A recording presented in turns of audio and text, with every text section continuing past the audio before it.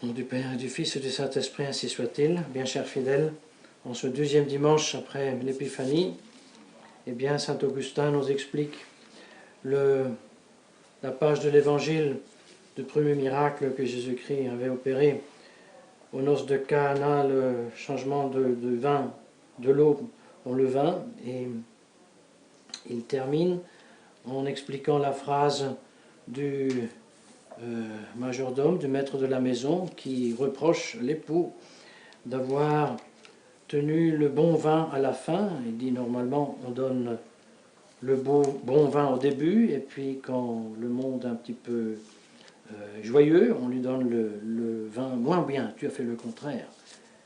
Tu as tenu le bon vin jusqu'à la fin. Eh bien le bon vin, dit saint Augustin, c'est l'Évangile.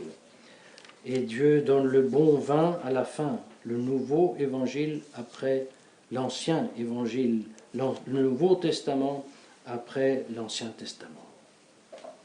Oui, le Nouveau Testament est plus bon, vaut plus que l'Ancien Testament. Non pas que l'Ancien Testament soit mauvais, tout au contraire.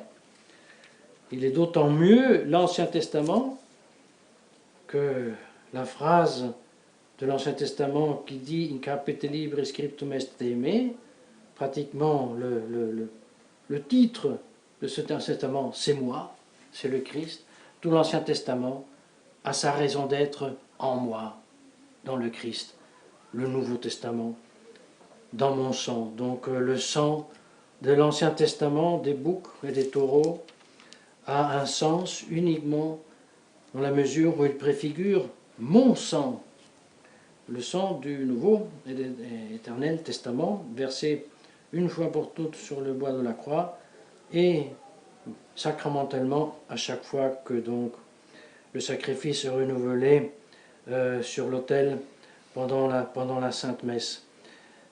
Voilà l'enseignement de saint Augustin. Eh bien, lorsque nous considérons ces vérités, lorsque nous considérons qu'est-ce que ça veut dire faire partie du Nouveau Testament, et on fait partie du Nouveau Testament lorsqu'on est baptisé. Et lorsqu'on est baptisé, nous avons un changement dans notre être, non seulement corporel, mais même dans notre âme.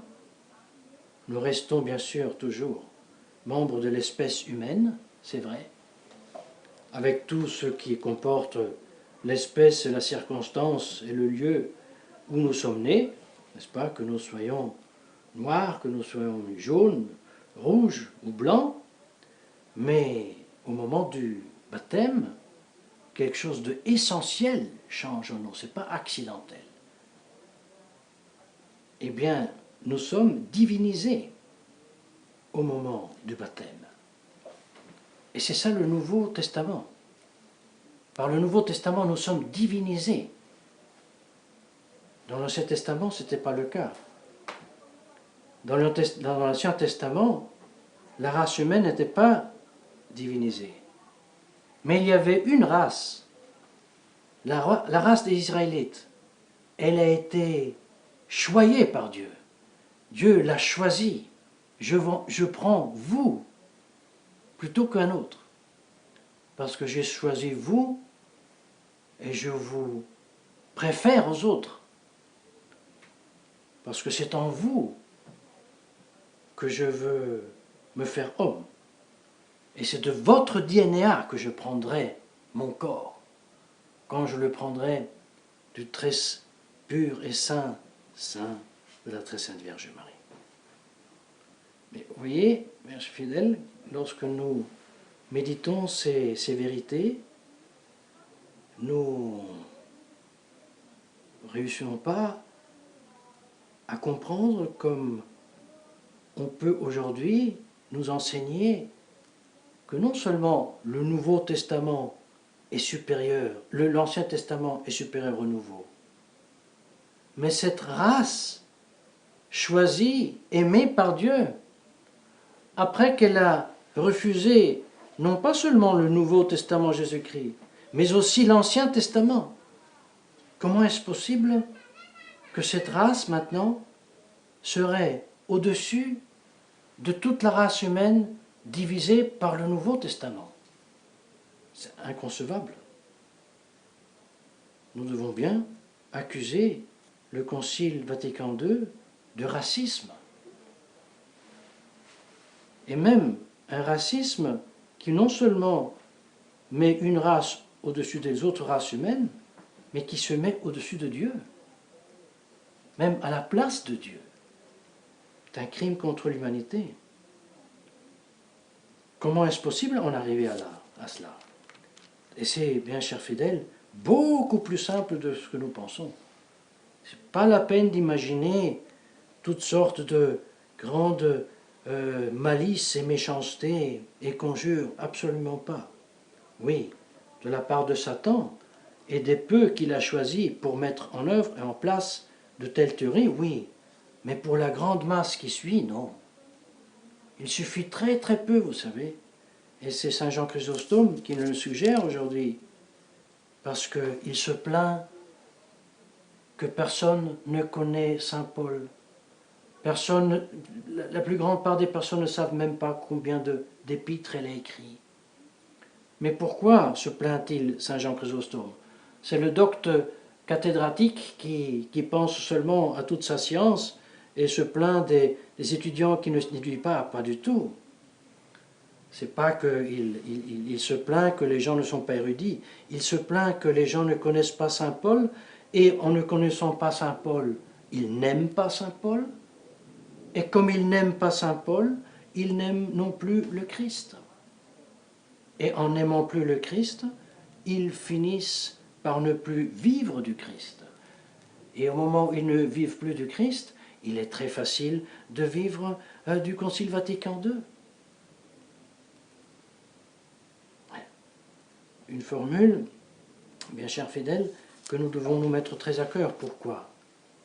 Parce que, pire encore que l'affirmation de Monseigneur Genswein, toujours, s'il est vrai, elle n'a pas été démentie, mais en tout cas, on réserve le doute que c'est une calomnie, on serait très content, mais en tout cas, jusqu'à présent, ça n'a pas été démenti, et c'était dans les nouvelles. Eh bien, son affirmation qu'il n'existe de preuves scientifiques que Dieu existe, eh bien, de telles affirmations, mes chers fidèles, comme affirmer que, au point de vue disciplinaire, le célibat du prêtre doit être aboli, ou alors comme prendre sur les épaules un idole sud-américain et se balader avec cela sous la coupole de Saint-Pierre, bien chers fidèles, avaler cela de la part des fidèles, c'est très simple. Il suffit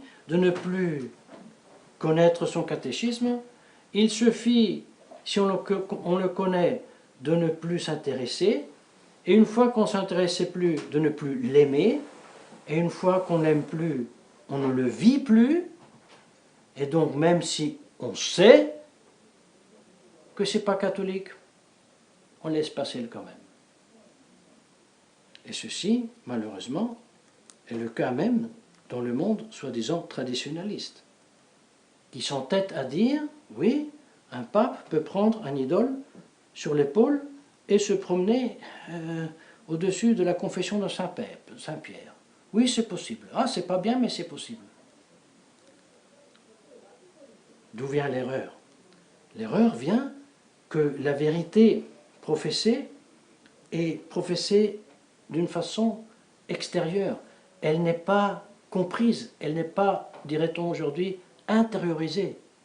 Et c'est pour cela, comme les Juifs eux-mêmes prêchaient le Messie avec tous les détails, en même temps, le Messie qui est devant eux, ils l'ont mis en croix. Et comme ça, il y a beaucoup de catholiques aussi qui, aujourd'hui, professent toutes les vérités de foi si on leur demande, et en même temps, ils mettent l'Église du Christ en croix en l'identifiant avec une secte idolâtre. Vous voyez? Et là, vous savez, Saint Jean Chrysostome, il est grand théologien, mais aussi il est fin psychologue, et aussi il est curé, très intéressé aux possibilités, même matérielles, de ceux auxquels il parle, parce que quand il se lamente que les gens ne connaissent pas Saint Paul, qui ne connaissent pas le nombre de ses épîtres, qui ne le connaissent pas parce qu'ils ne l'aiment pas, et à différence de Saint Paul lui-même qui aime tellement Jésus-Christ, dit-il, qu'à chaque page il parle toujours et seulement de Jésus-Christ. Ensuite, il se prend soi-même comme exemple, disant que chaque fois qu'il lit Saint Paul, même 3-4 fois par semaine, il lit toutes les épîtres, il est rempli d'une joie parce qu'il sent cette trombe spirituelle qui le met dans une telle fête intérieure. Eh bien, il dit, bien cher fidèle qui est ici réuni, dit-il. Qu'avons-nous à faire, dit-il? Je sais, dit-il, que vous êtes très occupés, vous devez élever des enfants, et puis vous devez avoir cure de votre épouse. Je sais que vous ne pouvez pas lire comme moi 3 fois par 4 semaines les épîtres de Saint Paul, je sais. Et pas tout le monde a les dots et la doctrine de pouvoir étudier et méditer. Mais au moins, dit-il, au moins, cueillez ce que autres ont cueilli. Écoutez ce que autres vous disent de ces épîtres, de l'évangile, de la doctrine chrétienne. Mais il ne s'arrête pas là. Il quantifie la chose. Combien de temps devez-vous écouter, étudier ce que les autres ont écouté? Et là, bien chers fidèles, s'ouvre une réalité pour nous angoissante. Parce qu'il répond, vous devez au moins employer à l'étude de la doctrine le temps que vous employez pour gagner votre argent. Et alors, l'objection qui s'impose, c'est « Mais bien cher docteur de l'Église, vous vous rendez compte? Je suis seul qui travaille, mon épouse ne travaille pas, j'ai 5 enfants. Si je ne travaille pas 10 heures par jour, je ne réussis pas à nourrir et à faire vivre ma famille. Donc d'après vous, Saint Jean Chrysostome, je devrais travailler 10 heures, ensuite étudier Saint Paul, autre 10 heures, et puis je vais me coucher 4 heures. Vous voulez m'expliquer comment je dois faire? Saint Jean Chrysostome répond, oui, bien cher monsieur Dupont, qui vivait en 2020, je vous comprends très bien, mais sachez une chose, que quand moi je parlais, eh bien, pour nourrir une famille et pour vivre bien, eh bien, 4-5 heures de travail par jour, même moins, était suffisant. Mais cher monsieur Dupont, du temps que toi-même, et aussi ton arrière-grand-père, et ton arrière-arrière-grand-père, mais pas plus là, a commencé à s'intéresser plus à l'industrialisation. Quand elles avaient commencé de dire on va dans les grandes villes à travailler dans les fabriques parce que comme ça on sera mieux, on sera plus riche. Eh bien vous avez commencé petit à petit à vous distraire des vérités et à vous intéresser plus de gagner de l'argent que non à méditer les vérités que je vous demande de méditer. Alors vous ne travaillez plus 3-4 heures. Vous commenciez à travailler 10 heures.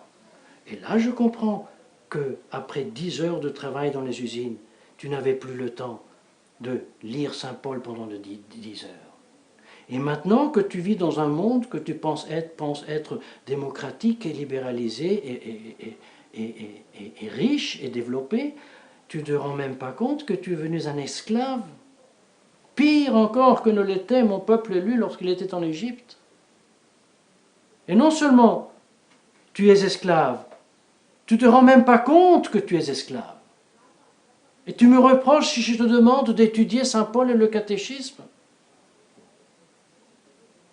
Alors, prends conscience, cher monsieur Dupont, même si tu es traditionnaliste, que c'est toi qui vis dans un monde virtuel irréel. Tu dois descendre de ce monde virtuel irréel et commencer, par contre, à te occuper de la seule vraie réalité, Dieu. Parce que si tu ne le fais pas, tu finis comme Monseigneur Georg Genswein, qui, vêtu avec de très beaux ornements, avec le titre d'évêque ou archevêque, ce qu'il est, affirme tranquillement qu'il n'existe pas de preuve scientifique que Dieu existe. Cher monsieur Dupont, si tu ne commences pas à écouter ton catéchisme, tu seras convaincu de cela aussi. Et malheureusement même en tant que traditionnaliste, parce que le traditionnaliste qui me dit le successeur de Saint-Pierre se promène dans la basilique de Saint-Paul avec l'idole sur l'épaule, c'est la même chose. C'est la même absurdité comme quelqu'un qui me dit il n'existe pas de preuve de l'existence de Dieu. Et c'est pour ça que nous avons rappelé aujourd'hui ce que chaque clerc et même chaque professeur était obligé de jurer devant le tabernacle ouvert avec la main sur les évangiles.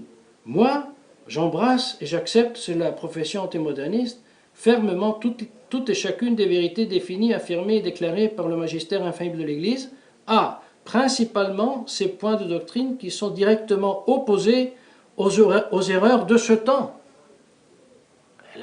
La première erreur professée par Monseigneur Gainswein est ici contredite par le jurement « Je professe que Dieu, principe et fin de toute chose, peut être connu et par conséquence aussi démontré d'une manière certaine par la lumière naturelle de la raison, au moyen des choses qui ont été faites, c'est-à-dire par les ouvrages visibles de la création, comme la cause par ses effets.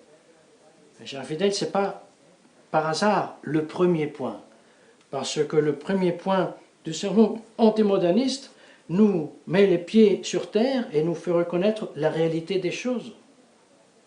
Le monde nouveau, le monde moderne, avant encore d'être moderniste, est un monde qui part de présupposer que la réalité n'est pas. Vous savez comment on appelle quelqu'un qui pense que la réalité n'est pas? On l'appelle un fou. Et ce monde moderne est un monde fou. Mais d'une folie coupable. C'est une folie de celui qui a abandonné Dieu.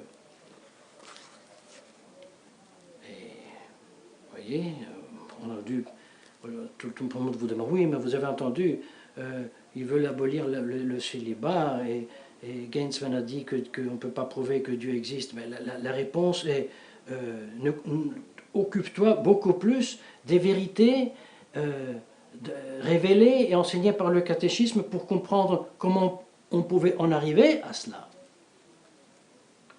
Et ne te contente pas de dire, parce que Ratzinger a dit, contraire à la libéralisation de célibat, que voilà la crise de l'Église est résoute. Quelqu'un qui est beaucoup plus révolutionnaire que le même Bergoglio qui maintenant le veut libéraliser, ce célibat. Ça a toujours été la tactique de Ratzinger, de faire 2 pas en avant et ensuite un grand pas en arrière. C'était toujours sa grande ruse de passer comme le conservateur, lui qui est le plus puissant progressiste dans ces dernières plusieurs décennies d'église conciliaire. Mais, puisque Saint Paul aujourd'hui nous a intimé de ne pas juger, de ne pas condamner, nous ne voulons pas juger et condamner, mais nous voulons faire ce qu'il nous a aussi demandé, attachez-vous bien, attachez-vous au bien, et tenez-les fortement, et c'est pour ça, avec tous les 2 les mains, nous attachons en attendant au bon sens et à la réalité. Ensuite, à Dieu qui s'est révélé, à son Église qu'il a instituée, à sa doctrine qu'il a révélée, au sacrement qu'il a institué. Et là aussi, quand aujourd'hui on nous parle, oui, mais est-ce qu'aujourd'hui, est-ce que les prêtres doivent se marier ou non? Non, bien cher frère, c'est pas ça la question. C'est pas ça savoir si les prêtres doivent se marier que non. La question aujourd'hui, en 2020, c'est de se poser de qui et de quoi parlons-nous? Les prêtres, mais sont-ils prêtres? Et quels prêtres sont-ils? Ce sont de non-prêtres d'une religion non catholique? Pourquoi un non-prêtre d'une religion non catholique ne devrait pas se marier? Je me demande. Mais avec cette dispute, voilà que même les traditionalistes enfoncent le clou en pensant que cela, c'est le clergé catholique. Ce n'est pas le clergé catholique. Absolument pas. Mais tout cela, donc, pour vous dire qu'il est très simple et très facile pour soi-même de perdre petit à petit la foi et la connaissance des choses lorsqu'on cesse de se forcer à étudier la doctrine, lorsqu'on cesse d'insister jusqu'à on commence à s'intéresser à la doctrine, à l'aimer et à en vivre. Donc c'est la grâce que nous demandons à la très sainte Vierge Marie, qu'elle enflamme en nous le désir, l'intérêt et l'amour pour la doctrine chrétienne révélée au nom du Père et du Fils et du Saint-Esprit, ainsi soit-il.